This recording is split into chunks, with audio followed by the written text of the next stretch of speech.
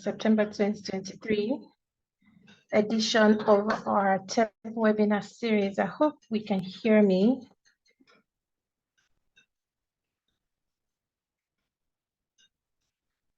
Good afternoon, welcome.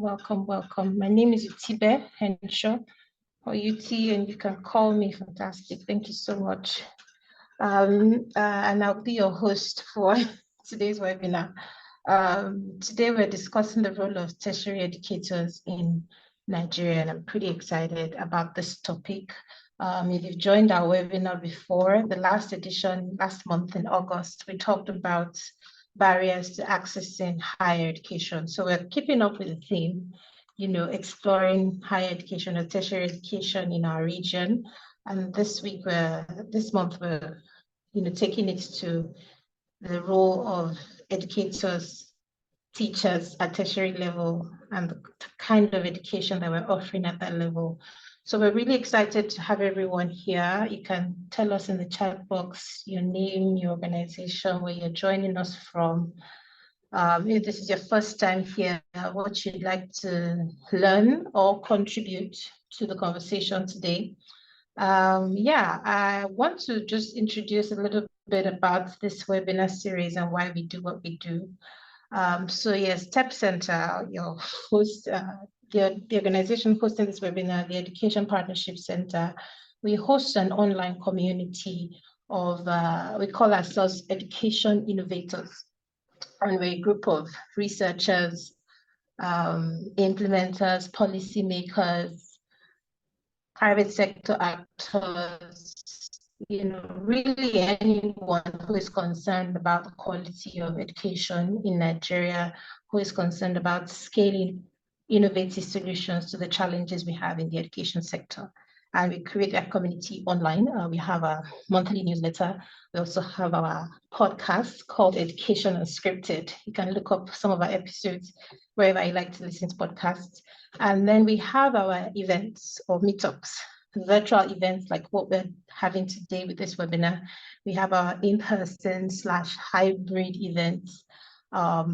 EdMeets is one of our, we call it a bridge builder event because it's a platform where we engage with experts from other sectors. So previous editions have included EdMeets Tech, right? So we're looking for cross-sectoral collaboration to solve complex problems. EdMeets Foundational Learning, and we're looking to host EdMeets Finance, EdMeets Climate Change, and so on and so forth in the future. And finally, we have NEDIS. NEDIS is our larger annual Education Innovation Summit. We've hosted 7 editions of NEDIS. The last edition was held in October 2022, and we focused on reimagining education development in Africa, bridging the skills gap. So the conversations really focused on what are the outcomes of our education systems, what are children able to do, what are young people able to do, what skills and competencies do they have? And that's really why, we keep hosting this webinar series so that we don't wait until once a year or once every other year before we have this really important conversations. So we're very excited to welcome everyone to today's webinar. Without further ado, I'm going to introduce our lead presenter for the day, as well as our panelists, and then we'll go on from there. So today's lead presenter is Ms. Oluwatoyin Ajilore. She's an education researcher and professional who works at the convergence of education, social entrepreneurship, policy, and development. She's currently pursuing a PhD in STEM education at Tufts University in Boston, United States. And she will be presenting today her research on African education and critical thinking. And I am just so excited thinking about that. And then after her presentation, she would moderate a panel discussion with our wonderful panelist, Professor Oluwakemi Fakpojuwo, an agricultural extension and gender expert from the Federal University of Agriculture, Abeokuta. And then Ms. Dorcas Kulu, who is a seasoned educator. She's passionate about children's learning development, and she is the convener of the Learned Teacher. And finally, Miss Eden Osai. Miss Eden is education, youth, and gender specialist, Africa Regional Coordinator for NORAG, and the founder of Mentoring Assistance for Youth and Entrepreneurs Initiative. So I'm going to hand you over to Oluwatoyin now. She starts a presentation, and I hope you get your snacks, send the link to your friends, get your drinks, and let's have a wonderful time together. Welcome, everyone.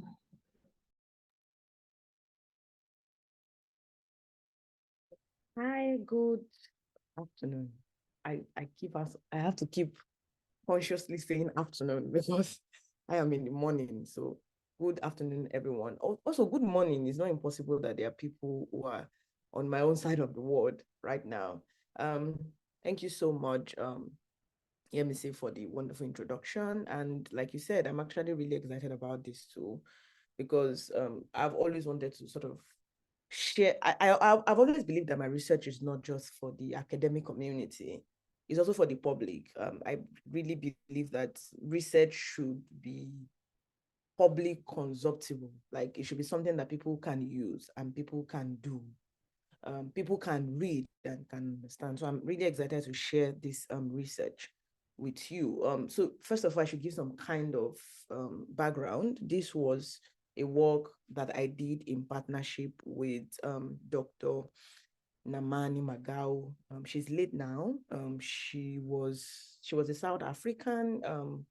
She had a doctoral student. She had a doctoral degree at Harvard University. We were having some conversations that eventually led us to do the work together. We were both passionate about African education, particularly in light of the Africa 2063, and how we believe that higher education have a major role to play in that. So I'm just going to share my screen in 1 minute. Let me quickly try to share my screen. Okay, please let me know if you can see my screen. Can you see my screen? Okay, thank you. Yes. Thank you. So I'm going to start from here.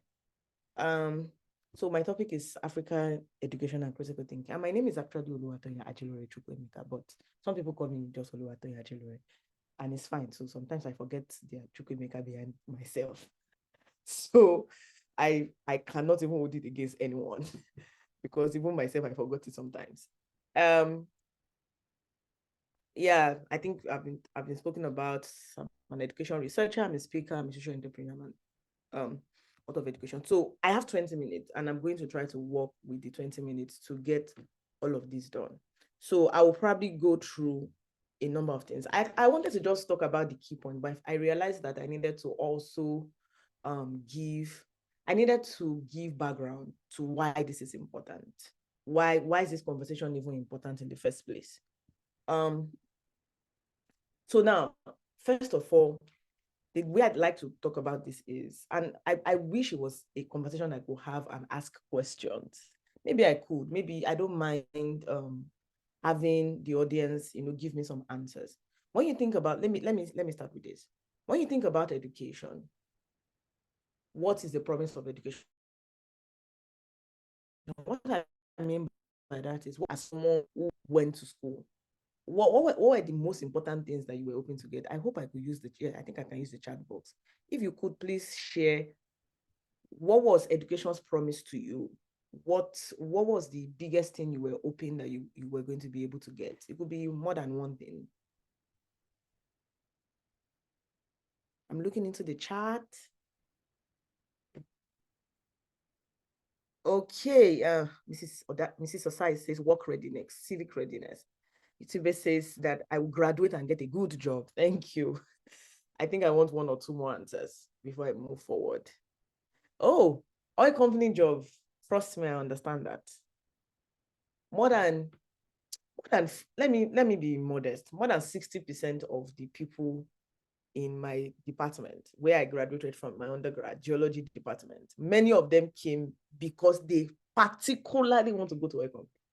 It wasn't just that they want to get a job. It's that they wanted to go to a oil company. It was specific. Professor Papojo says change the skills, knowledge and attitude. Mr. Osai again says income, bank job. Oh, I like the way people are even specifying the jobs. Like it's not any kind of job, please, bank job. Thank you so much. Dream of Chevron and ExxonMobil. I totally understand it. My lecturer then used to call all of these oil company, people who work in oil company, as people who were collecting armed robber salary. That's what I used to call it. I never forget that. A change would have happened in the way I think and do things. Thank you. Thank you so much. From research first, I think I can summarize what sociologists of education have described as the promise of the education in 3 ways, basically. And I can see the 3 of them happening in the conversations here today, like many of the things I'm saying here. So there's a part of human capacity, there's a part of social mobility, and there's a part of social efficiency. Human capacity is basically your ability. Education is supposed to grow your ability to think, to do things, to see the world in new ways, to sort of enlighten you. Yeah, that's the human capacity part, to enlighten you, to give you skills, to give you competencies and things like that. The social mobility part is, now that you have all of these things, you can use it to better yourself. You can use it to, get a good job. You can use it to, do stuff. You can use your knowledge to maybe create a business and things like that, sort of to benefit you. And then there's the social efficiency part. The social efficiency part is that you can then use whatever you gain from education to benefit the society. So the idea is you grow your capacity, you are able to move on the social ladder using the skills that you've benefited, maybe through a job or something like that, and you're also able to impact your society, which is the social efficiency part. So human capacity, social mobility, social efficiency, that's the promise of education. But the question is, what's the reality of African education? In light of all of these things you have said, I don't know how many of us got what we were looking for when we studied. I don't know how many of us did. But I know that some of us did not. It was a classic case of what I ordered versus what I got. That trend on Twitter. Yeah.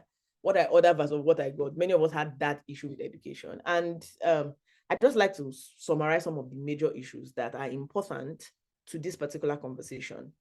Some of the major issues that African education has had over the years is, number one, the fact that it is fraught with multiple challenges. Like, there are so many issues, but I picked out 3 things. Number one is the part of theoretical learning and rote memorization.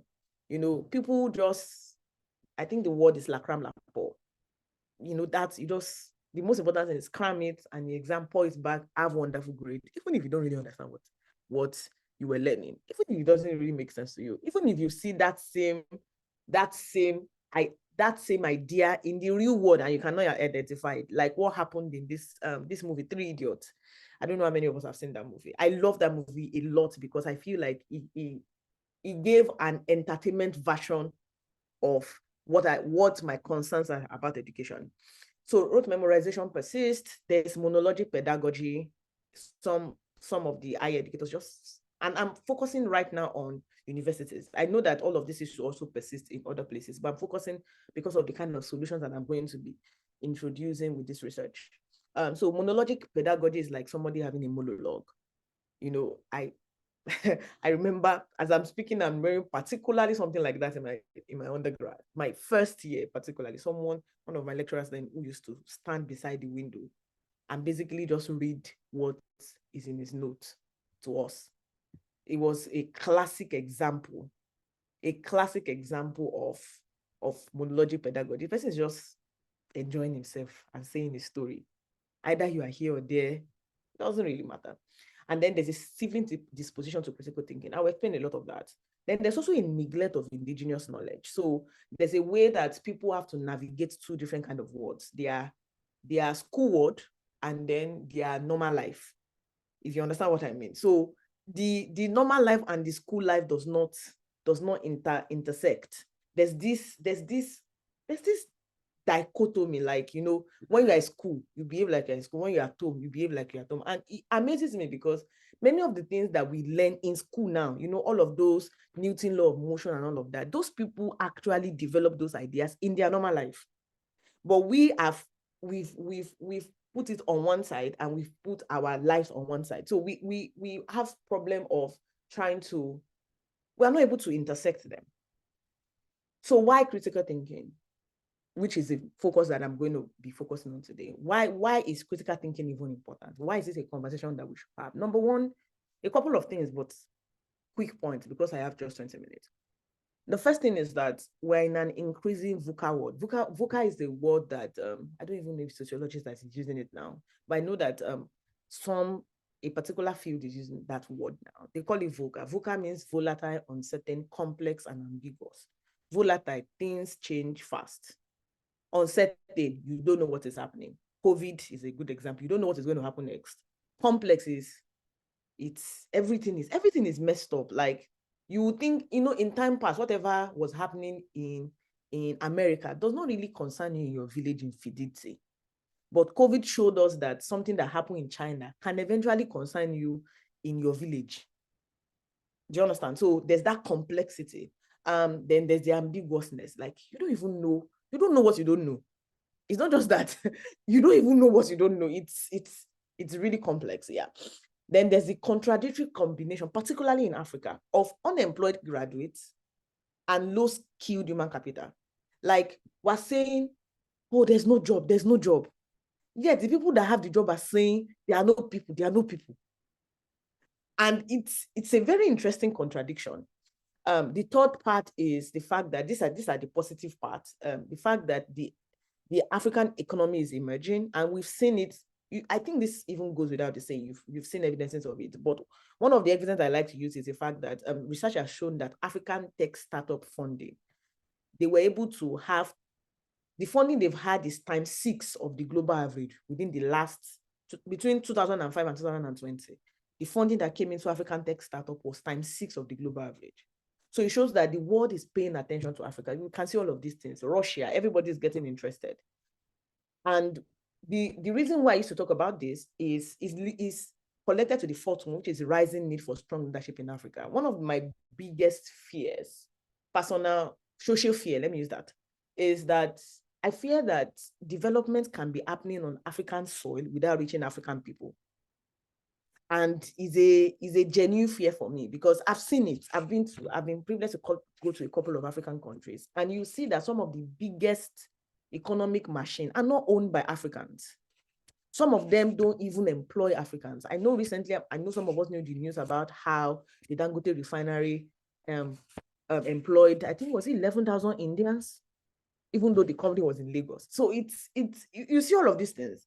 And my fear is that, you know, if you don't rally around to critically develop the critical thinking of the young population that is rising up in education, things will just be happening on our soil, but it will really not be happening to us.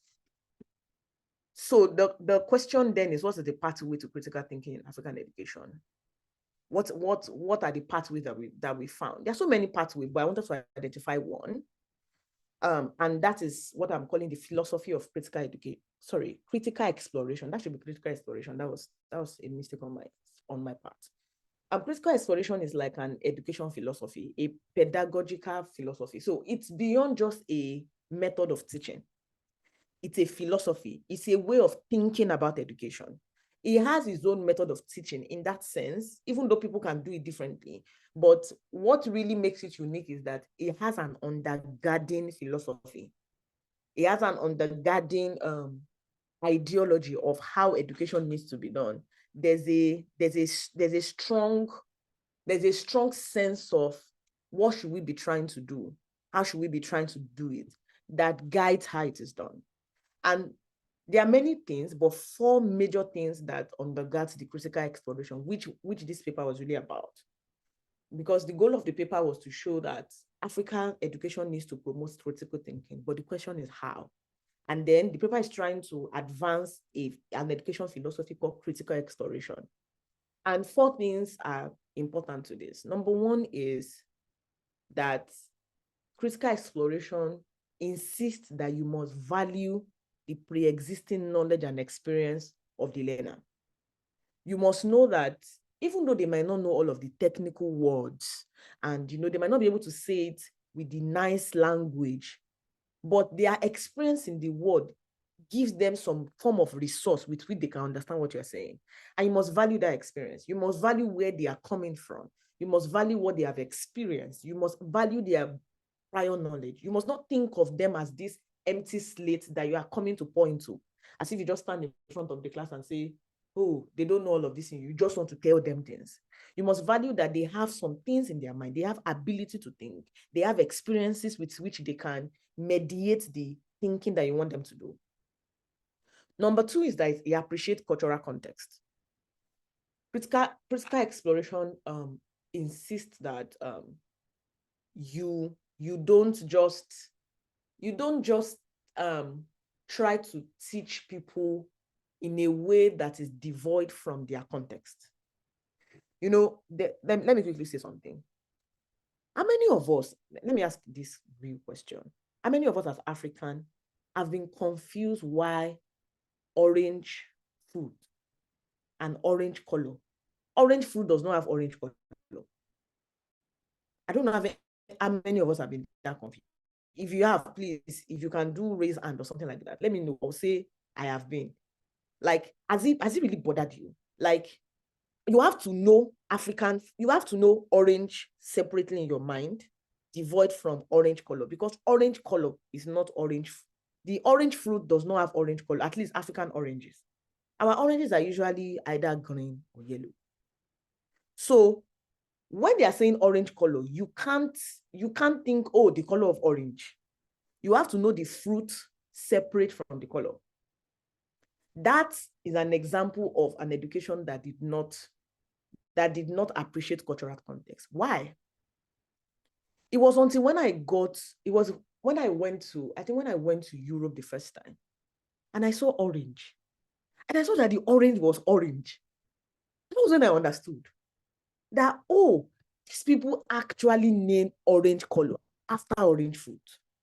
The idea was that they wanted to teach about colors while appreciating context. So they didn't need you to be cramming orange color. So they just called a color the name of, as in they named the color after the fruit. So once they say orange color, because you have experience with orange fruit, you know what they're talking about. But it doesn't work like that here. We have to learn it separately. So that's a classic example of what I mean by appreciating cultural context, appreciating what really happens in the real life of people. Some of the big words that we have in medicine, in engineering, and all of that, do you know some of them were just Greek words? That if you say some of those English glucose, meiosis, all those kind of things that sound big, that you have to be remembering what mitosis is different from meiosis. If you talk to someone that is Latin or Greek, because those words are their words, it's like Yoruba word, where even if you don't know the meaning of a big word, you know the meaning of the root word, so you can understand what it means. Let me move quickly. Number 3 is the participatory co-creative learning, responsive teaching, the ideology that because you know that students have prior experience and knowledge that can be useful for their teaching, you co-create with them. You don't just come to give them knowledge, you co-create knowledge with them. You take them through the process of knowledge creation, not just knowledge accumulation. And I'm going to give an example of what I'm talking about. The 4th thing is that you put them in direct contact with subject matter. And sometimes the direct contact might be maybe a virtual class like this, where it might be pictures or something like that, but at least let them have a relationship directly. Don't just tell them about the thing. Let them relate with the thing themselves. So the question is, basically what I'm saying is critical exploration is a combination of an explorable curriculum and an exploratory pedagogy. An explorable curriculum is a curriculum where you actually, the core content of the knowledge is put in contact with the students so they can explore it for themselves. And then the pedagogy is done in a way that promotes exploration, that really promote exploration. That's what I'm talking about here. Honestly, this thing is not strange because they are already case studies from Africa. That's why I had to partner with my co-author we had to, first of all, find case studies from different places. We had a case study from our own work in South Africa. I had a case study from my work in Nigeria. And we found like 2 other case studies, one in Namibia and then one in Ghana. And the reason why we wanted to find a case study is because we also wanted to show what this looks like in our context, because critical exploration is actually a global phenomenon. So we still have to bring it down to what does it look like in our African context with all of our challenges. I'll really just talk about the case study in Nigeria today because that was my own work. And I'm seeing a chat. Thank you. They didn't design the education for us here. And you can't blame them. It's not because they were bad people. It was because they were designing education for themselves. It's our own role to take the education and recontextualize it. It's our own role. They can't do that for us. The Western world cannot do that for us. We have to take the road by ourselves. And in fact, I feel like that's the kind of thing that's the reason why someone like me is doing education. Okay, so I'll quickly talk about a case study of what it looked like for me in a Nigerian geoscience lecture. So I was a lecturer in University of Ibadan before I left to come do this PhD in education. And then I was still doing geosciences. I actually already started the PhD in geoscience before I realized that no, this education thing touched my soul. I cannot just education thing is eating me in my soul. I cannot just continue this PhD in geoscience. I really want to understand how to do this. And basically, this was, I'm drawing this example from a class that I taught in, I think it was during the pandemic, when the pandemic is still happening, technically, but when the pandemic was at the height of it. And so it was a virtual class. I couldn't meet my student physically. And I wanted to show you how I did critical exploration in that class. So we were learning about igneous rocks. It was an introductory class. It was a 200 level class, introducing them to igneous rocks. We're learning about igneous, so I was introducing them to igneous rocks, what is igneous rock, what they look like, and all of that.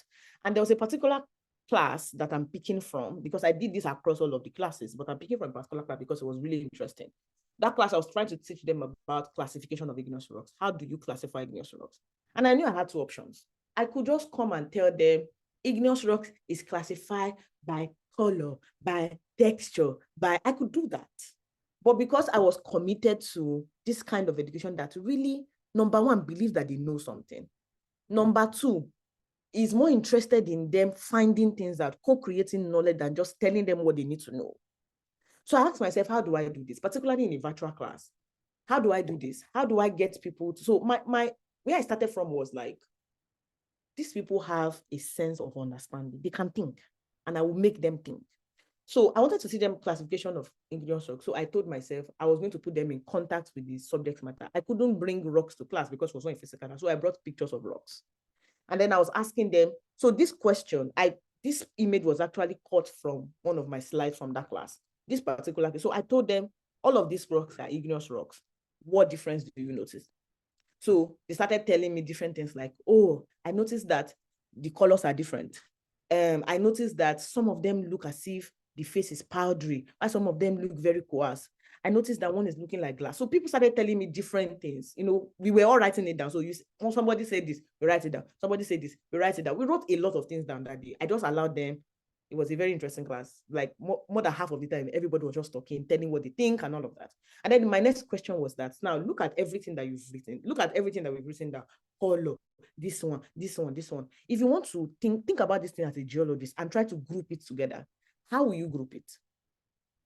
And they were like, oh, so eventually they came up with, okay, we can put color and this together because these 2 things look like physical properties. We can do this one and this one together because this one looks like something that is about the chemistry of the rock. And at the end of that class, they actually came up with a classification scheme that was very similar to what I would have taught them.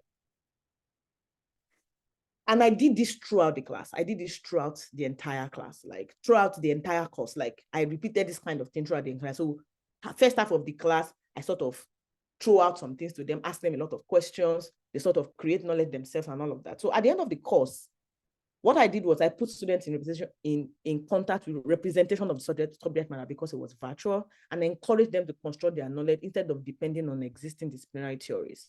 So at the end, I just got some kind of feedback from the student. I tried to get feedback from the student about what did that methodology do for them? Because every semester I try new methodologies. And I try to get feedback from them. Every year of my course, I try to get feedback from my students to ask them, what do you think about this? What did it do for you?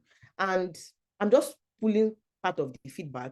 87.9% of the 50 students that I taught, they reported that the method that I use, this critical exploration philosophy, helped them sort of incite their further interest in the field. They wanted to find out more by themselves. It made them wanted to go back and look, try to understand it more. Some of them said they become reflective of their existing knowledge. They began to realize that, oh my God, I actually know something. 86.2% of them said that it really helped them understand the course, because part of the argument that people usually have about this is that, they will not really understand because they don't really know it. But 86% of them actually said that it really actually helped them understand what I was eventually saying to them. 56%, which was one of the things I was really interested in, he said the methodology helped them to deal much better with confusion. And this particular one, which is my last slide, was really interesting. When I asked them what they enjoyed the most about the class, in their own word, 66% referenced constructing their own knowledge. But a particular student said something that struck me, and that's what I quoted. A student wrote, I discovered that I already knew about some of the aspects of the course from everyday experience. And for me, I was so excited to see this, because I was like, this is the point. The point is to see that, number one, you can think. Number two, science and all of these things are not alien to you. You live in them every day. But the reason is because we've created this kind of education that detaches their life from their school, that they are not able to see it in their life. So they are not able to use it in their life. So let me round up now. My conclusion is that although the African context of education it possesses peculiar challenge, nurturing learner exploration is not an impossible goal. The paper has emphasized important things to consider and have shown case studies of how it's currently being done. It's time to strengthen our education system for generation of new ideas to take the vision espoused by African leaders forward. Thank you so much. I think I did this in 20 minutes. Yeah, about 21 minutes. You did. Yes, you did. Just 1 minute to go. So that's perfect.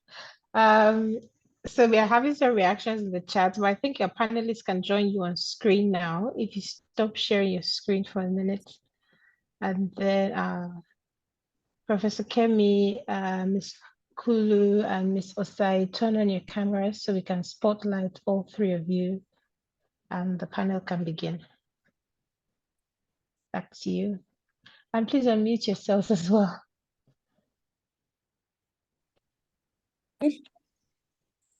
Perfect. Okay. I have Good afternoon. Good afternoon. Thank you so much for being here. So the goal of this panel, and I think I should quickly say to the audience that this panel is actually, you can send in questions too. The goal of this panel is to sort of talk about what I have said now with other people and try to, think through it from different sides. We have 3 panelists that we've picked from different aspects of education that are important. So we have someone who works around issues of education, research, and policy, which is Mrs. Osai. We have someone who is a lecturer. That's the practice of education in tertiary education, which is Professor Fakujuwo. And then we also have someone who's an education psychologist, because all of these things are really important. That's Mrs. Dr. Kulu. Thank you so much for being here, everyone. So I'm going to start my question with Mrs. Osai. I'm sure that you've listened to all of my presentation and you get the heart of what I'm trying to talk about now. And I'm starting with you because I know you're also a researcher and you're a policy person. So you're looking at education from this, you're looking at it from this area view. You might not be in the class, but you're looking at it from this area view of what is happening across Nigeria, what is happening across Africa, what is happening across all of these places. So my first question from you will be, from a research perspective, from a policy perspective, what are the hindrances that you think we have seen that has held Nigeria education back from transitioning from this rote memorization to this kind of thinking focused way of doing education? Thank you very much, Tony, and thank you to the organizers for such a fascinating conversation. I greet all other members of the panel very warmly. So let me just, dive right into your question. I couldn't find my reaction. I wanted to, throw in my applause because it was such a lovely, riveting presentation. And just as you have done in your classrooms from your case study, I think that even in this, conversation, you've already, the pillars of your conversation for me represent my answer. To your first question, in terms of the hindrances or what represents barriers for us, I would look at it as, one, what is the objective of higher education currently in Nigeria? And this would bring us to the whole conversation of decolonizing education, which is what I know is the key theme right now on the continent, because you definitely cannot divorce the situation we find ourselves in from the objective and the framing of higher institutional education from the get-go. We were designing graduates to administer systems that the colonials put in place for us. And now we find ourselves in a situation, as you point out in your presentation, where we are faced with an emerging Africa, an emerging economy, an African continent that is faced with a high rate of unemployment, suggesting that the systems or the workspaces that were and the sectors that were, shaped for us can no longer absorb the huge population explosion of our young people that we are faced with. We need to reimagine or re-envision, therefore, the purpose of our education, because there's no emerging continent or emerging economy that rests on administration. It rests on the pillars of ideas, inventiveness, entrepreneurship. And so that requires a total overhaul of the systems that we design to educate ourselves. And then we'll therefore look at what you call the pedagogy, or if we're looking at it in terms of the age grade of people in high institutions, we're looking at young adults. So that's the andragogy of education. It has to shift, the approach. And this is where, we're faced with even your case study. The idea that a professor or a lecturer goes into the classroom and wants to stimulate recall, that is, we have a cognitive expert here. We understand that if you want to build long-term cognitive awareness or knowledge, you should link it with the short term. And so what you do, therefore, is to say, what do you know so far about this? Have you experienced this so far? It makes it easy, therefore, to anchor any new learning on that pre-existing knowledge, right? And so when you do that, it's a completely different approach to education. But unfortunately, what we find from a policy or even a research position is that it rests at the discretion of the professor or the lecturer. It is entirely at your discretion, Tony, to teach the way you do.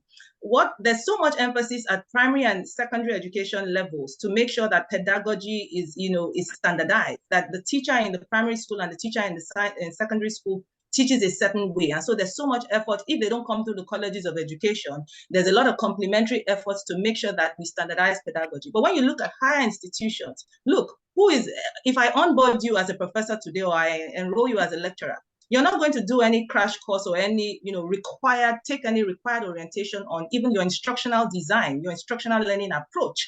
So what we've done is we don't have a standard teaching approach that we from a policy position or from an institutional position, we have put forward in our Nigerian institutions as the way, at least a good practice for teaching, leaving it completely discretionary, which is very dangerous. And finally, we have to come to the professor or the teacher or the lecturer. Then we have to look at what is the orientation of that professor. That orientation cannot divorce from the kind of education they themselves received. So at the end of the day, we put people in a system who gained a certain kind of teaching to go and teach in the class. They will only perpetuate cycles that they are used to. You must have come in contact with something different, something affected your own development that made you approach learning differently. To we make sure that that's part and parcel of the orientation of the average lecturer, that they also understand that the vision and framing of education is to create critical minds, not to create repositories of knowledge. I'm not interested in bombarding you with information so that you're like a walking encyclopedia. I want to, basically prod your mind to think, to flourish with that capacity to think. It's a completely different approach. But if the person who is going to be faced with millions of young students in higher institutional classrooms and lecture halls is not even oriented in that direction, then you'll see that the outcomes that we realize from the classroom will be totally divorced. So to answer that question, I put it on those three frames. What is the objective? Have we as a nation re-envisioned the objective of higher institutional education and pumped down or filtered down that information throughout the country? Secondly, what is the andragogy or the pedagogy that we have standardized as the general approach, and then we've created ways of operationalizing that across all our higher institutions. And if I were to say it in a policy format, if I onboard a professor or a lecturer, especially somebody teaching for the first time, I don't care if you had a first class, having subject matter expertise is completely different from being able to teach. Then do you have to go through instructional design or instructional learning? And finally, what is the orientation of the average person who will stand in front of our millions of young people to teach them in higher institutions? Thank you. Thank you so much. This your answer feels like you just summarized the whole intention of why I went to do a PhD. Because my goal there is the pedagogy. I remember that I was sharing with someone that one of the things that shocked me when I got into university was, I got in a young person. I was like, oh yes, I'd done some trainings myself on university education, but that was basically very discretionary. Like you said, it was my decision. It was because I wanted to do something better. I was passionate about this.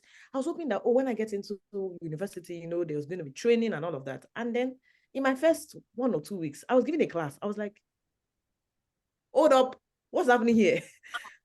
Till now, no training, nothing. And there's just this assumption that, like you said, subject matter knowledge is the same thing as pedagogical knowledge. And it's not true. It is not true. It's not true at all. Thank you so much for sharing that. And the part of decolonizing education, that's a whole different conversation. I feel like that needs it needs its own webinar if possible.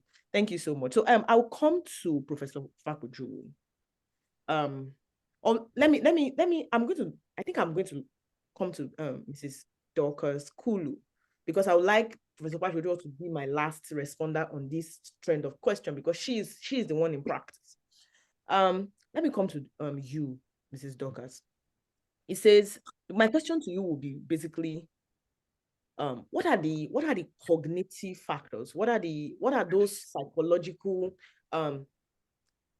framework, the underlying psychological representations that you think is perpetuating rote memorization?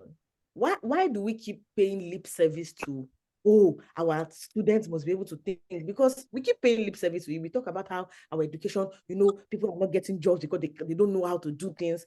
But when we get back into the place where the work is being done, we do the same thing. What do you think keeps perpetuating this? Thank you for having me here.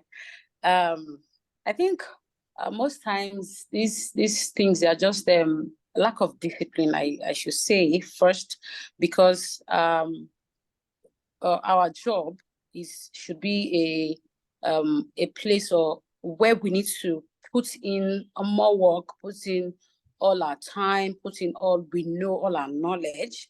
But I think there is an extra discipline, there is an extra work or an extra acts that should go along this. So why what we are saying is different from what we are doing.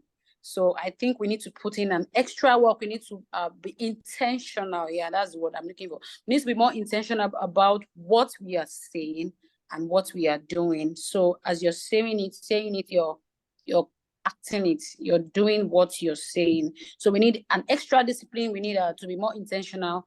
We need to think outside the box. We need to go extra mile too, because it's not always easy. It's always easy to say it, but it's not always easy to do it. So I think it's an extra discipline for us as educators to not just do lip service. Yeah, you're welcome. Thank you so much. Thank you for that answer. Thank you so much. We need to go the extra mile. Thank you. Professor Fakuju, you particularly, I think I should probably say that Professor Fakuju has a special place in my heart. And the reason is because, apart from the fact that she's like my mom, like that, aside from that, is because last about a couple of months ago, I hosted a session for a boot camp to talk about things like this with lecturers, university. And honestly, when I was hosting that thing, I was so convinced that I was only going to attract young people, people who were passionate like me. And then I saw Professor Fakuju sign up. I was like, what? And every time she was very consistent, and it just showed someone who was committed to an education that really, really promotes, thinkers, innovators. And that's why I knew that she was perfect for this particular session. So, Professor, in practice, what are the key steps? Because I know you've done what I'm talking about. What are the key steps that you think can help us transform our education to this thinking-based education? What are the key strategies that you have used and you've seen that are successful? Thank you. Yeah.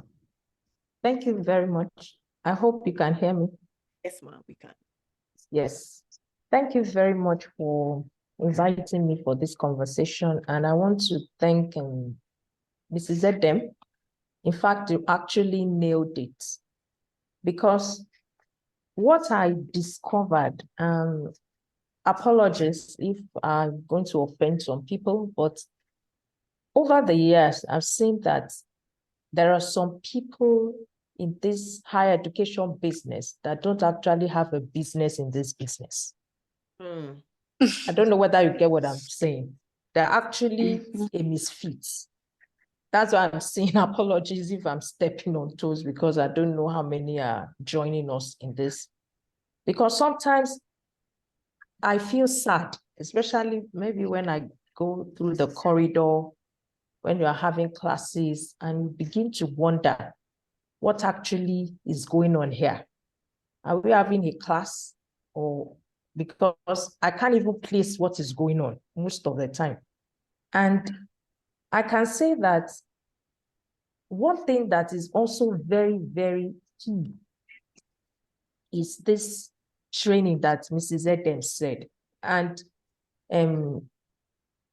Tony also said the same thing. There's no orientation.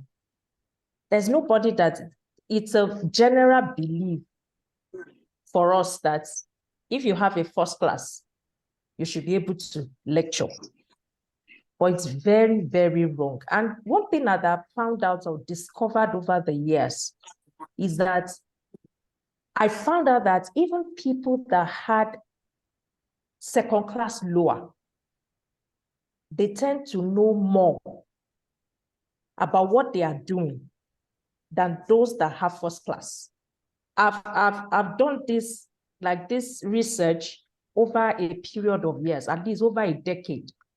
You discover that they are more intentional, they are more meticulous, they are more willing to learn because they see it as an opportunity to improve themselves. So that is one thing that I found out that should be a key. Another one is that we must redesign our curricula. Our curriculum must be redesigned. It has to be practical. It has to be problem solving. It's not about theories. It's not about cramming. It's not about memorizing. It's about solving a problem. We have seen this and we need to solve it. So our curriculum must be redesigned. Another key is that there must be reflective thinking. You know, Tony said it, reflective thinking in the sense that, you know, what she mentioned the other time, what brought me was that, you know, when I entered the class, I still had a class for the first time yesterday. We were trying to talk about, it was trying to talk about the organization of villages in in major ethnic groups in Nigeria. So when I entered, they were expecting, they already had their virus. They want to start writing. I said, calm down now, don't write. What are the 3 major ethnic groups that we have? They told me. I said, who are Igbos in this class? About 6 of them raised up their hands. I said, am I correct to say Igbo or Igbo?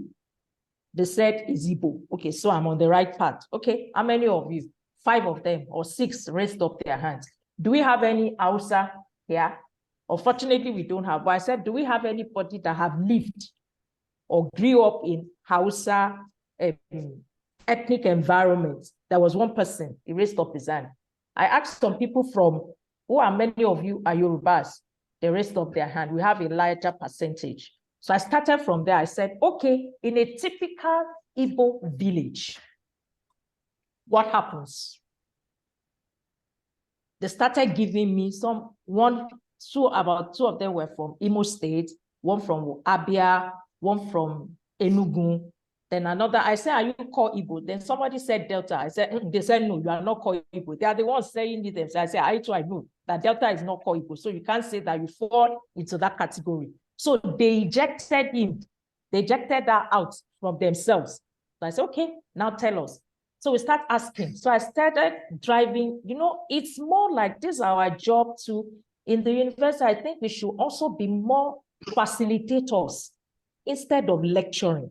Because when we facilitate, it makes learning to be more real, in addition to case studies. And that is where the reflective thinking comes in. So I said, okay, you know, they eliminated that themselves, that no, you are not Igbo. So we started.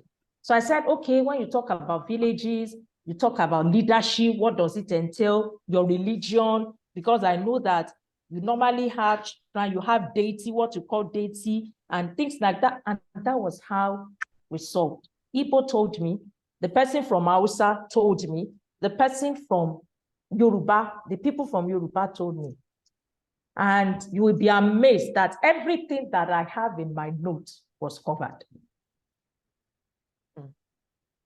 And I asked them, so is there any need for us to write anything again? They said, no, let's give us what you have. And by the time I start telling them what they have, is everything they have given me.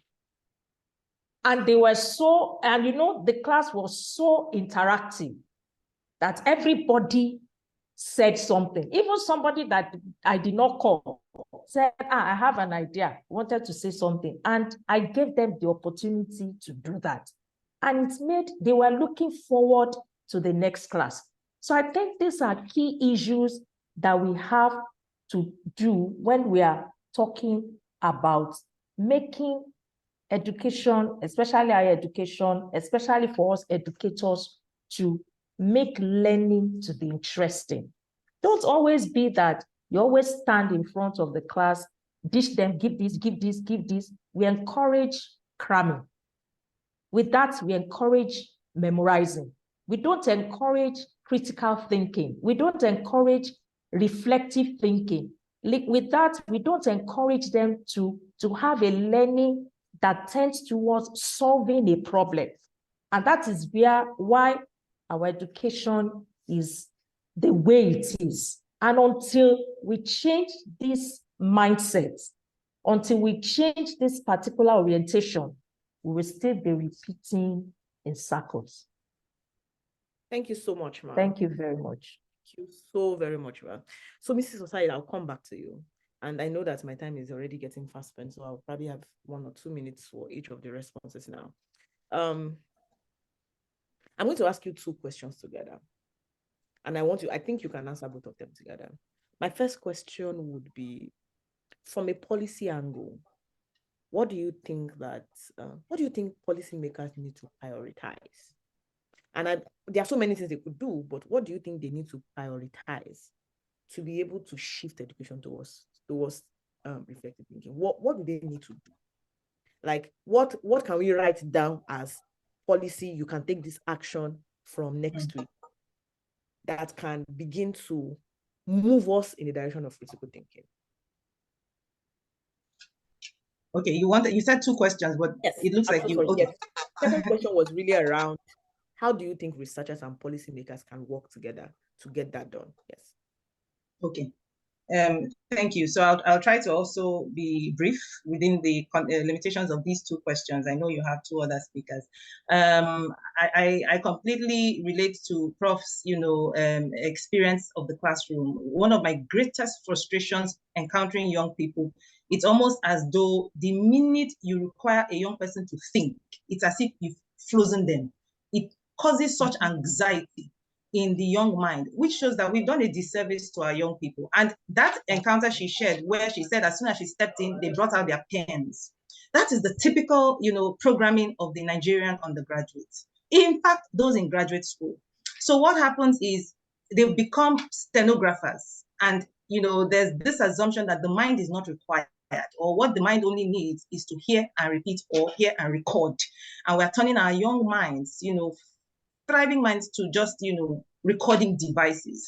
So what do we need to do? I think we've already alluded to some of these things. I completely believe that a whole sort of, reframing of the objective of education needs to happen. And that involves sitting down, the country sitting down, its experts and its stakeholders sitting down to reframe, whatever that requires, whatever dialogues that will lead to a complete, a vision document must come out, in my opinion. The same way the Chinese decided that to become the industrial, hub of the world, they needed an entrepreneurial education. South Africa decided they need a liberating education. Nigeria must decide for itself what kind of education does it require to move it to the next dispensation. That will now inform how we really interact with Bloom's taxonomy. Because at the end of the day, when you're discussing pedagogy, you're discussing objectives of learning, you have to run back to the taxonomy. And in Nigeria, what I find at higher institutional level, at best, we are on level 3, which is applied. And that's only in courses that, they will give you scenario in exam. If this, that, like in law, when my background is in law, when they teach you the theory, they want you to explain the concepts to show that you understand basic concepts. Then at best, they will give you a scenario and say, okay, apply, that's at best. We've not crossed into analysis where people can draw connections with different ideas. We've not crossed into evaluation where people can defend, argue, basically that, because that's the way you're moving to inventiveness. That's where you're moving to innovation. That's where you're moving to what will actually ensure that we expand the sectors and begin to hire and create new jobs. It can't happen at the level of applied knowledge only. And even that applied knowledge is so limited to only fixed scenarios that we presented before them. If you give them scenarios outside of the ones we've taught them, because that's what rote memorization does. The minute you give them any scenario different from what they have memorized, they are non-functioning beings. It's a paralysis that just besets the young mind. So you must go back to overhaul the curriculum, because at the end of the day, Bloom's taxonomy, for it to work, where you want to move people from just custodian or, like I said, repositories of knowledge to be able to apply, to be able to evaluate, to be able to create, then requires different form kinds. So like you said, Prof said, and what you also alluded to, you get them to reflect, because the classroom is an artificial space that assumes, that wants to introduce knowledge of things that exist in reality within that artificial space. So the classroom becomes an abstraction from the reality. The only way to concretize that abstraction is if you get the mind to travel, even though it is within a classroom. That happens through reflection. That happens through opportunities to practice. That is why, from a policy standpoint, give young students, in the physical sciences, they give them laboratories. In the social sciences, we must give them clinics. We must give them incubation spaces, innovation spaces, where they can interact with those theories and interact with problems, and then use those theories on those problems, simulate it or prototype it, or even real problems of human beings that walk in. Like in the law clinics, you have real people with real legal issues come into law clinics. That is the only way to move them out of that abstract realm of the classroom into the realities of the problem, of those theories emanate from. Those theories emanate from real world phenomena. But because of the way we teach it, they don't know. It's almost as if they're on Mars and then this thing is on Pluto. So we must introduce those things. And finally, as a policy position, every student needs to graduate with a capstone project. I'm not talking about a written thesis where you again interact with theories and come and regurgitate theories. You must have a capstone project. Either you work in a group or you work with an incubation space or with a clinic. That is the only guarantee from an institutional position, if I'm a vice chancellor, that I can graduate and certify to the public that these people here are competent to come and solve industrial problems. They are competent to come and solve real issues in society because they've been tested with real world problems, even though within the abstraction of the four walls of a university. And then how do we relate with policymakers as researchers? We have to create opportunities for exchanges. I can only know the headache of the policymaker if I exchange, if I connect with you. My students must come into your hallways or your corridors. My students should be your people writing your memos. My students should be with lawmakers, helping them to develop briefs and all the other things that are happening. That's part of their training. Similarly, come in and interact with the researcher. Let us use your real world problems to pack for solutions. So when you come into my incubation space in the university, now those incubation spaces or those clinics represent the places, the opportunity for real world problems to connect with theories the classroom teacher is teaching. The policymaker needs to be able to come, or your state lawmakers who are dealing with the crisis of out of 400 plus, 1,000 plus out of school children and not able to solve it, need to come into the incubation space to say, students in education, students in mass communication, students in so and so. Ask for this solution for B. What can I do to ensure that children in the most rural parts of Ibadan or your state and their parents who are, show an apathy right now for post-secondary education will come in, and you use the applied theory, all the educational theories you are doing. That's Gagne's model. It's the 9 events. We must create opportunities for them to really practice what they are learning with real problems that they are faced with. So that's what I feel that we can use to form this energy, bridge this isolation and this nonsense that because we are not educating our young people for real world problems. We can't move into an emerging Africa on the way we are currently educating them. Thank you so much. Thank you so much. Like, we need a vision. We need to provide opportunities to move from abstractions to reality, and then we need students to actually try their hands on something. In fact, if I'm going to take what you said a little bit higher, I honestly believe that every course should have a capstone project. Not even just every course. Yeah. It's possible. Yeah. It's something we can do. Yeah. I know I've done it in a course before, so I know. I remember that there was a time that I was trying to teach my students about mineral resources. And I knew I could just go about, in your state, there is gold, there's this, there's that. In this place, there's this. But I realized that that is not useful for them right now. So I asked myself, what is the major issue that is happening in the world right now that connects to this? And I realized, all of the issues that was happening in Afghanistan as at then, all these things come down to geopolitics. It really comes down to what country has what resources, why are people interested in those resources, what is driving China to become a world power. They have rare earth minerals and all of those kind of things. So I divided them into groups, and I told them, we're going to focus on critical minerals. There are some minerals that are called critical minerals that are useful, but they are not found everywhere. So wherever they are found, they sort of connote power, that kind of thing. So rare earth, lithium, those kind of things that you use for technology. So I divided it for them. I told them, each of you should go, each of your groups should go pick one of these minerals. I need you to find where do you find it the most, find where is it used the most, find where is it produced the most, and find the connection between those 3 countries.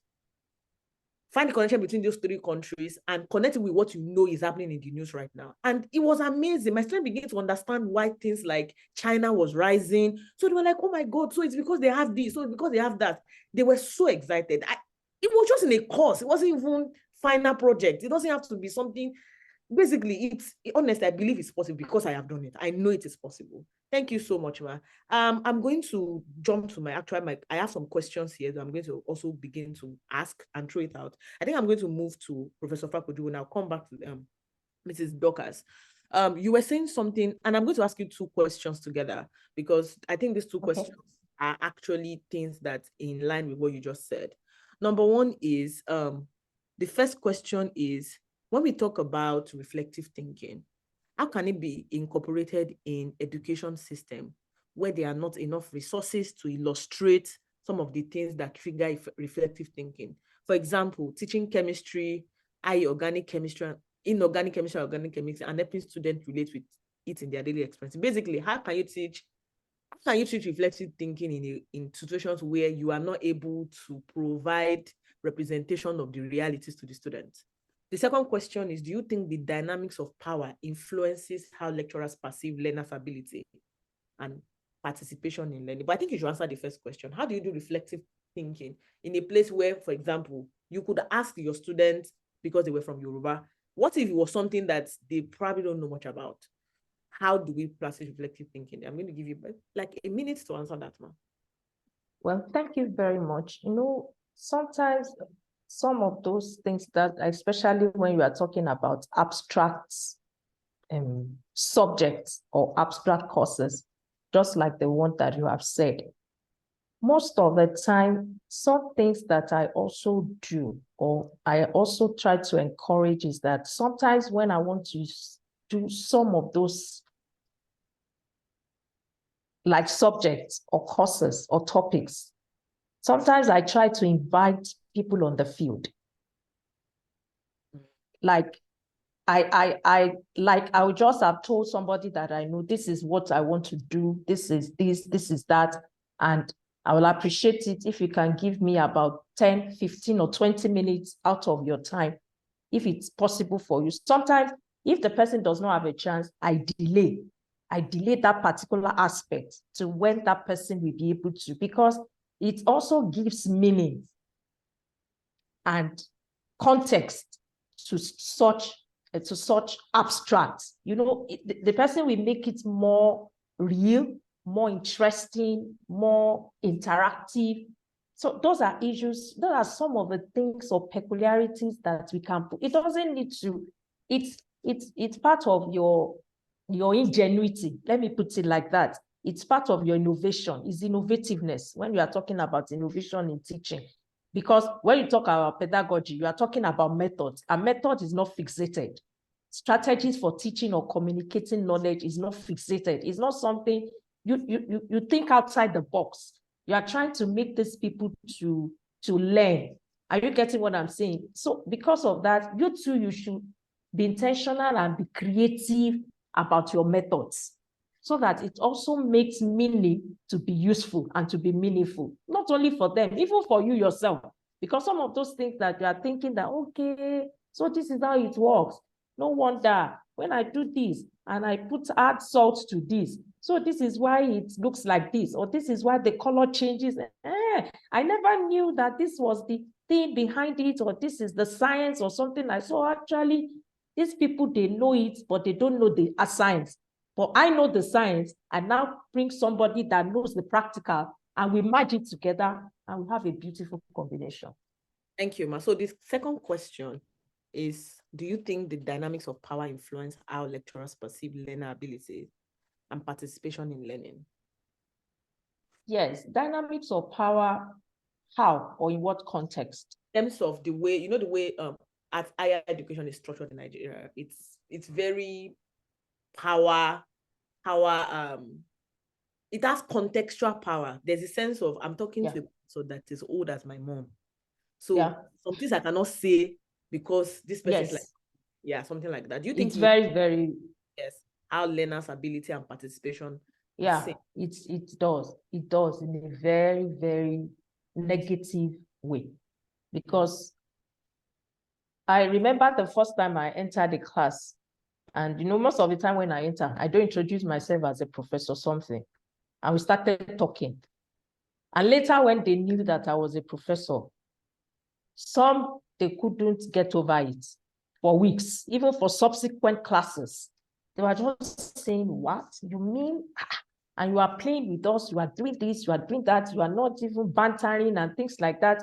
They couldn't understand, because in fact, some of them had to come to me that, are you sure you are saying the truth? I said, why will I lie? I'm telling you the truth. It has a very big role to affect, and that is one of the serious challenges that we have in higher education in Nigeria, because we are not accessible. I don't know whether you get what I'm saying. We are not accessible. Instead of us to be as mentors and custodian of knowledge, we have made ourselves to be gods in context that people cannot approach us to. Even our students are afraid to ask questions. They're afraid to seek for clarifications. They're afraid to give us what they think is bothering them, or what they think that they know. There are some people that that students have another perspective to what you are teaching, or they are thinking in another way. They are thought outside the box, and they brought it to you that, why don't you, I think that this is this. People will just see that you are trying to question my authority. You are trying to do this, and they take it as an offense, which is something that should be a teaching and learning procedure. It's an opportunity for me to, sometimes when my student brings some perspectives, I own up. I say, I never thought about it that way. Okay, you mean that is, you are seeing it that way? That is interesting. Tell me more, let's learn. Please listen to him and get as many things as you want to get. And outside of the class, I invite such students. That thing that you are saying in class, actually, I never looked at it from that perspective. Tell me more. Where more can I get such information idea for? Because we are trying to make our graduates to be competency-based. That's what our education should be like. It should be competency-based education. It should be able to feed the workforce with people that we know they are grounded in knowledge, in skill, and also have a change of attitude. A change of attitude in the sense that this is what obtains in the marketplace. And how can I come into the marketplace to solve a problem? So I think that particular wall of power, we need to pull it down. I don't know how we are going to do it, because just like Trini also said, it also have a cultural notation, because people also believe that it's not, you are not being respectful when you ask questions, or when you try to say that, no, that thing that you said, I'm not looking at it from that perspective. You are not supposed to have another opinion, a contrary opinion from mine, because I'm the one in charge. I think those walls also had to be broken. But, well, with some of us that are doing it, I know that gradually some of our junior ones will also adapt it. And it's also very key, just like what Mrs. Edem said, there has to be training, because when you get a job, I have one now, he just joined us. She has never taught before. She has a PhD. So I'm just talking to another colleague of mine that she has not taught before. How can we help her? How can we train her? How can we develop her skill? And one of the things that I told him was that, you know what, when I'm going to class, you will follow me. At least you will learn by observation. Let's see then, the first time that you are going to take a class, don't feel intimidated. I'll sit in your class. And that's what I've been doing for my junior class. I will sit there. And when I'm there, when he has said it and every other thing, I will just raise up my hand at the back. I've told him that that's how I mentor most of my junior colleagues. That when you see me raise my hand, just call me that you want me to add something to it. I'm not disrupting your class. I'm not saying that what you have said is. So, and when I stand, I'll just say, in addition to what Dr. Lagbaja or Ms. Lagbaja have said, we can also look at it from this dimension. I've not trepidated what he has said. I've not ridiculed him in front of the student. I've not said anything to downgrade him or to pull down his self-esteem, but rather I encouraged him and also added value to what he's doing. And with that, he earned more respect. She earns more respect, and both of us, we are good together. And he's also learning on the job. Except we start doing some of these things, we will still continue to be where we are. And I pray that God will help us. Thank you. Thank you so much. Well, thank you. And in fact, when you were talking about, I picked a number of things from what you were saying. Before I ask my last question from Mrs. Dockers, I picked a number of things from what you were saying. And one of the things I quickly remember was that I wrote an opinion article on the cable recently, where I was advocating on why universities have to have center of teaching and learning, where provide teaching development support for universities.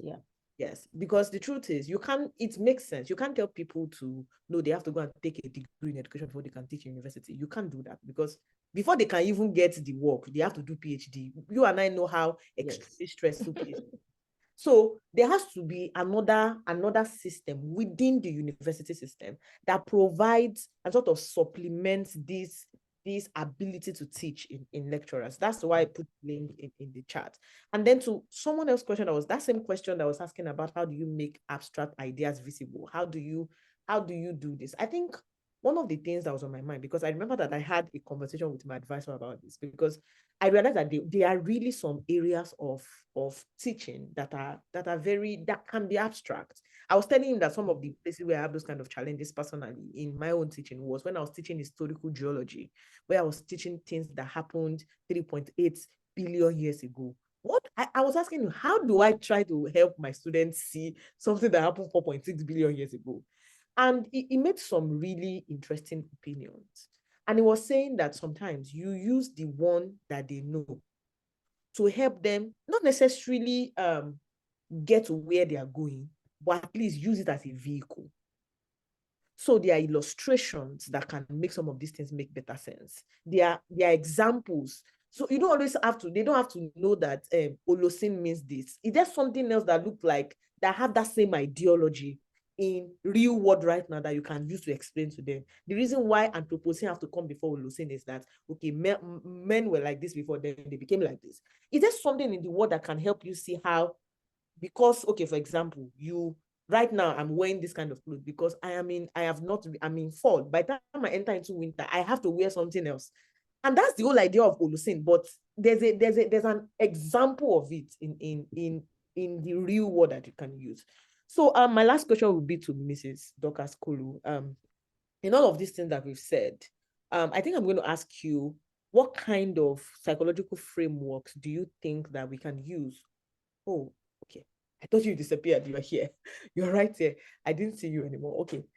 I was saying that what kind of psychological frameworks do you think can inform strategies? Because we've shared all of these strategies now. We've shared teachers need to be, we need to dismantle the power barriers.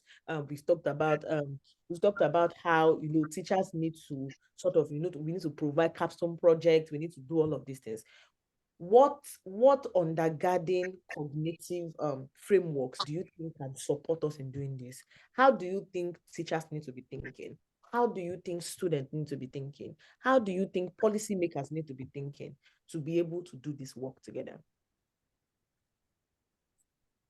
Okay, sorry, my network went off. Oh, so I need to understand.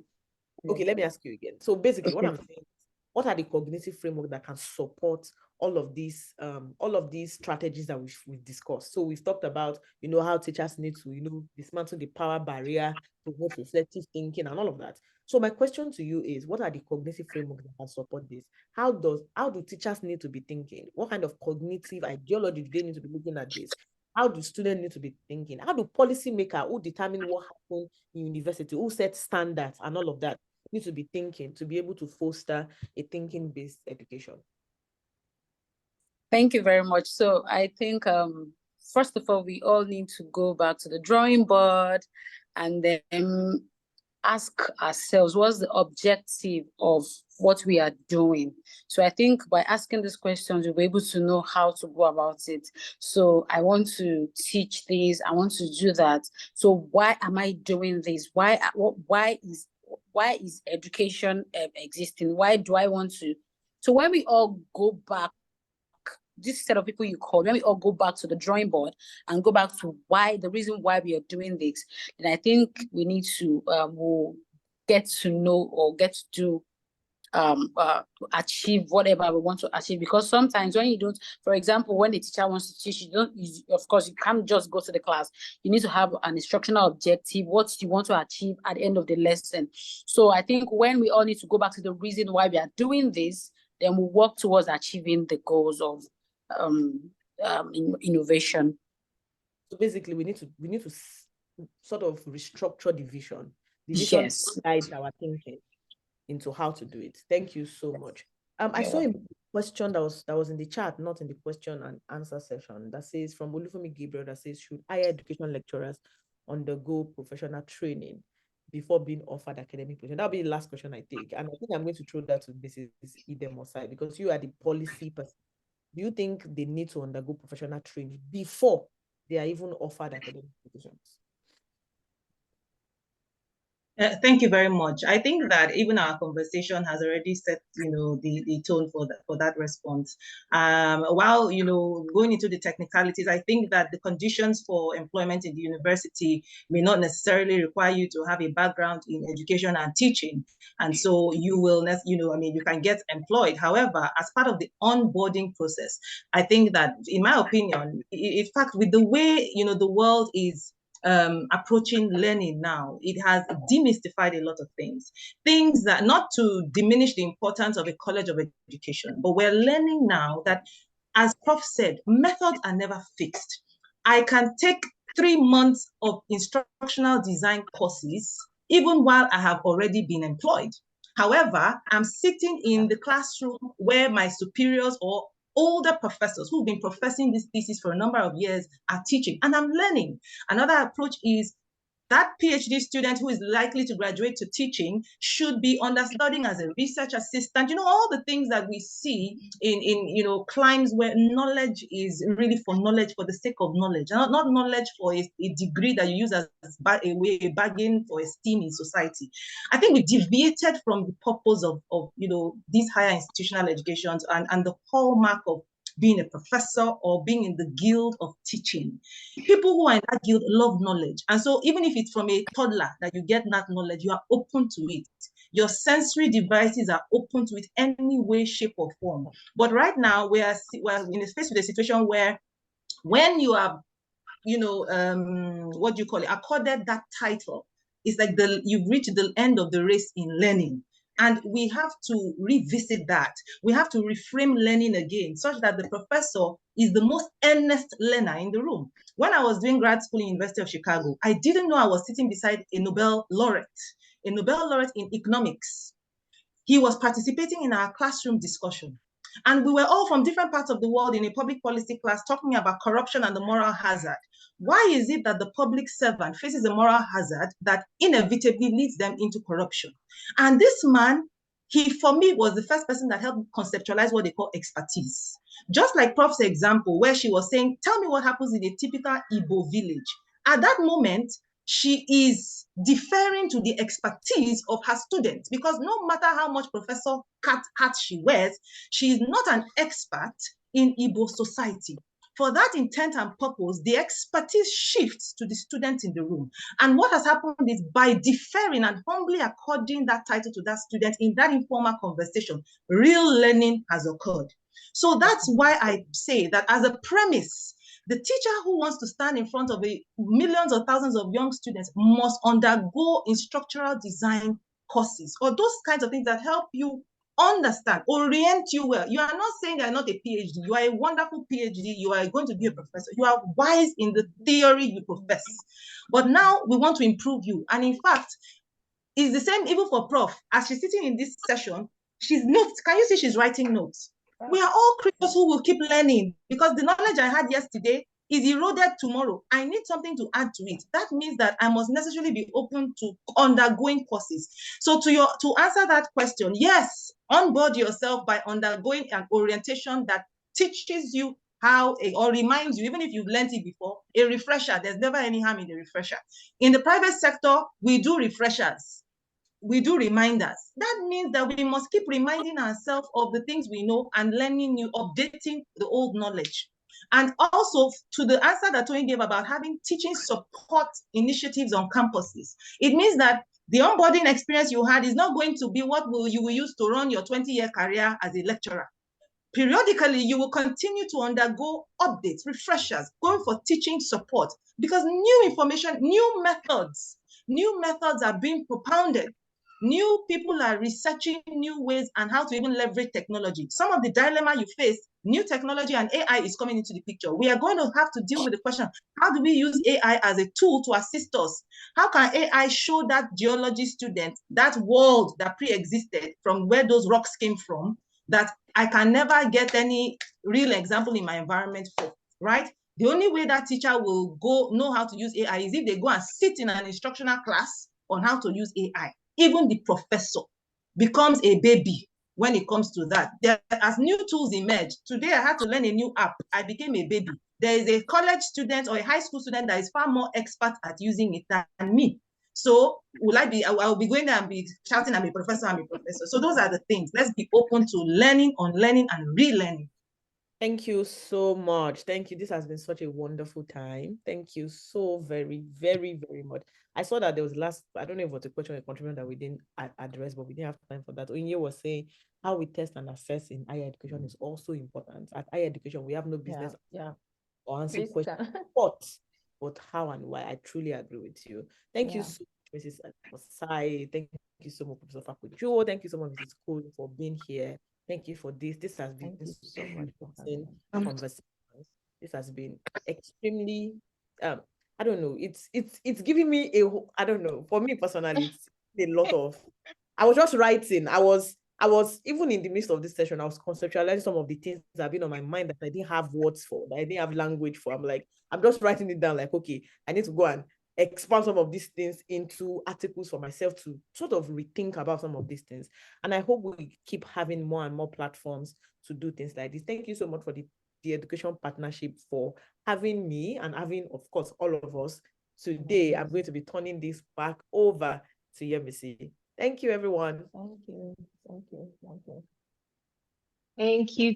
Thank you so much, everyone. I'm really glad that this conversation has gone the way it has. Thank you so much to panelists and to our lead presenter slash panel moderator, Ms. Oluwatoyin Echilere Chukwuemeka. I think one of my comments in the chat was I am both, positively and negatively triggered by the conversation because I'm remembering my experience in the university, but also a lot of the things that we have now learned, in practice. I was trained as an engineer for my undergraduate studies. So you can imagine the frustration that went, with that. But now I work in education and understand a bit better. So this was a very stimulating conversation. Like you, Tony, I feel like there's so many things that, we've been feeling that maybe not had the words for, concepts and ideas that we now want to further. And I think this is why we host these conversations, to really promote engagement and learning. It's like Miss Osai came ready for us, with the comments, like she's been needing somewhere to share. I'm very, very gratified to listen to Professor Fakweju as well. She's a lecturer in my mom. My mom also lectures at the Federal University of Agriculture. And without bias, they're not a perfect institution, but they touch above the average in Nigeria. Having said that, my mother teaches there, still no bias. So this has been very fantastic. Thank you so much to Ms. Dockers as well for your insights. Please, there are links being shared in the chat box, LinkedIn links, connect, with one another. You can also keep up with TEP Center and the NICE community. You can sign up for our newsletter. We have our sign up link in the chat. You can check out our website, www.tepcenter.com. Sign up for the newsletter if you want to learn more about the work that we do and when this type of conversations are going to happen again. Somebody was talking about how we do assessments at tertiary level, and I was suggesting topic for the next webinar. We also talked about decolonizing. I think we've talked about that in the previous webinar, but we can have another webinar for higher education. So so keep up with us, and we'll definitely do our best to keep up with you as well. Thanks to everyone who attended and engaged in the chat box, and we'll see you at the next conversation. Thank you. Thank you so much, ma'am. I think contact information is still being shared in the chat box, so please feel free to connect there.